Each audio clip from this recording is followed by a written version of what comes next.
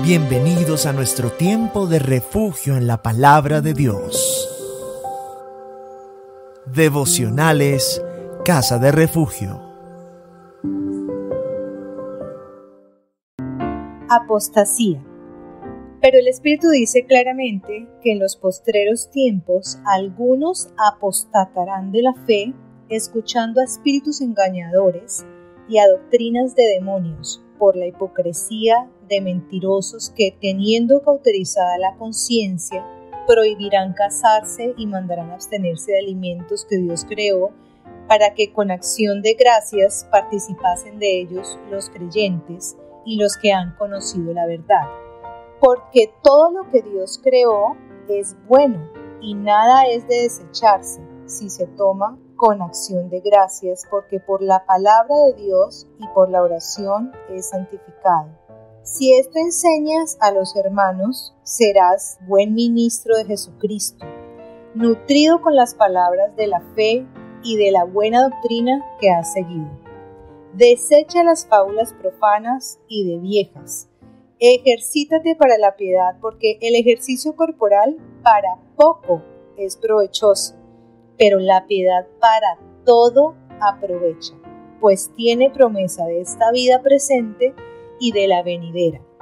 Palabra fiel es esta y digna de ser recibida por todos, que por esto mismo trabajamos y sufrimos oprobios, porque esperamos en el Dios viviente, que es el Salvador de todos los hombres, mayormente de los que creen. Esto manda y enseña. Ninguno tenga en poco tu juventud, sino sé ejemplo de los creyentes en palabra, conducta, amor, espíritu, fe y pureza. Entre tanto que voy, ocúpate en la lectura, la exhortación y la enseñanza. No descuides el don que hay en ti, que te fue dado mediante profecía con la imposición de las manos del presbiterio. Ocúpate en estas cosas. Permanece en ellas para que tu aprovechamiento sea manifiesto a todos.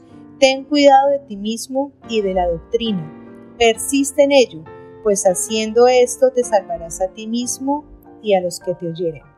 Primera de Timoteo 4, versículos 1 al 16, versión Reina Valera 1960. Me resulta muy llamativo que en el devocional pasado el Señor me designara para enseñar sobre 2 de Timoteo 1, un capítulo donde Pablo le da sus últimas enseñanzas a Timoteo y le recalca el cuidado que debe tener de la apostasía. Y en este capítulo 4 de 1 de Timoteo, el tema principal sea justamente la apostasía. Por supuesto, no es casualidad. Es un tema que el Señor quiere advertirnos de manera especial y que por lo tanto merece toda nuestra atención. También me resulta llamativo ver el contraste de este capítulo 4 con el versículo final del capítulo anterior, es decir, del capítulo 3, que es considerado como el credo doctrinal de la iglesia primitiva, donde se resalta la deidad del Señor Jesús, su manifestación en la carne, su paga por el pecado de la humanidad y su justificación en el Espíritu, es decir, su obra redentora. Esto nos dice que el apóstol primero enseñó la verdad para luego hablar del error. Parece un tema menor, pero no lo es. Debemos primero dar fundamentos sobre la verdad y luego advertir sobre el error y la mentira. En otras palabras, nuestra especialidad y profundidad no debe ser sobre lo que no es. Ahora, el verbo apostatar viene del griego apartarse o permanecer lejos de. Apartarse sugiere un punto de partida, es decir, uno se aparta de algo donde ha estado antes. Los que apostatan son aquellos que en un tiempo profesaron la fe en Cristo, pero después intencionalmente se apartaron de ella. En otras palabras, no puede haber apostasía en el paganismo porque ellos nunca han profesado la fe en Cristo como su Salvador, lo que ubica la apostasía dentro de la iglesia. Surge entre quienes profesan la fe en Cristo como Salvador y después se apartan de ella. Voy a enfatizar apenas algunos versículos de nuestra lectura. El versículo 1 menciona la forma de llegar a la apostasía, la forma de apartarse de la fe en Cristo, y es escuchando a espíritus engañadores. Engañadores hace alusión a errantes, que van de un lado para otro. Proviene de la palabra vagabundo o seductor, y esto caracteriza muy bien a Satanás. Luego podríamos concluir que quien apostata de su fe en Cristo es quien escucha espíritus satánicos. De hecho, el versículo finaliza diciendo, y a doctrinas de demonios. Ahora, ¿cómo reconocer un espíritu engañador? Primera de Juan 4:1 nos dice que debemos probar los espíritus si son de Dios, porque muchos falsos profetas han salido por el mundo. La prueba resulta muy fácil de aplicar, es aplicar el credo que vimos expuesto en el capítulo 3 de Primera de Timoteo.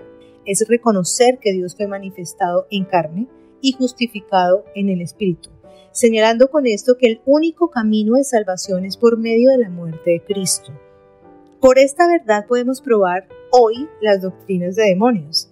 Por esto es tan importante intencionalmente profundizar en la verdad más que cualquier cosa, y nuestra verdad es Cristo crucificado y resucitado. Sin desconocer el mundo espiritual, el mandato no es ser expertos en doctrinas de demonios. Basta con tener las ideas claras al respecto y saber que debemos probar cada espíritu por medio de su reconocimiento de la deidad de Cristo y la justificación que es por la fe en el Señor Jesús y su obra en la cruz. El versículo 2 resulta muy fuerte cuando habla de hipócritas y mentirosos. Los apóstatas fingen ser muy piadosos y muy religiosos, como si fueran elegidos para conocer un secreto reservado para pocos, cuando la verdad nos hace personas muy humildes, precisamente porque reconocemos que es por Cristo que somos salvos y nuestra necesidad del Señor es continua. La Iglesia, en especial los llamados a ser maestros, tenemos la honrosa tarea de enseñar la palabra de Dios y cuidar la sana doctrina que siempre tiene la cruz de Cristo como centro. Amada Iglesia, estamos siendo advertidos, pero también preparados para vivir en estos tiempos finales. Te animo para que compartas el mensaje de salvación bajo la dirección del Espíritu Santo y la palabra del Señor en nuestra boca. Devocionales, refúgiate en su palabra, casa de refugio. Mi meta es compartir.